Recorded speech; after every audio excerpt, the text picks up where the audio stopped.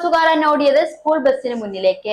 ബസ്സിടിച്ച് പരിക്കേറ്റ് ചികിത്സയിൽ കഴിയുകയായിരുന്ന 2ാം ക്ലാസ്സുകാരൻ മരണപ്പെട്ടു. പട്ടാമ്പി പുലാശ്ശേരിക്കര സ്വദേശി കാമ്യകം കൃഷ്ണകുമാറിന്റെ മകൻ ആരവാണ് മരിച്ചത്. ഇന്നലെ വൈകുന്നേരം പുലാശ്ശേരിക്കരയിലാണ് അമ്മയുടെ മുന്നിൽ വെച്ച 2ാം ക്ലാസ്സുകാരനെ സ്കൂൾ ബസ് ഇടിച്ചത്. പുലാശ്ശേരിക്കര സ്വദേശി കാമ്യകം വീട്ടിൽ കൃഷ്ണകുമാർ ശ്രീദേവി ദമ്പതികളുടെ ഏക മകൻ 6 വയസ്സുകാരനായ ആരവാണ് മരിച്ചത്. വാടാനംകുറിച്ചി സ്കൂളിലെ 2ാം ക്ലാസ് വിദ്യാർത്ഥിക്കാണ് ദാരുണ മരണമുണ്ടായത്.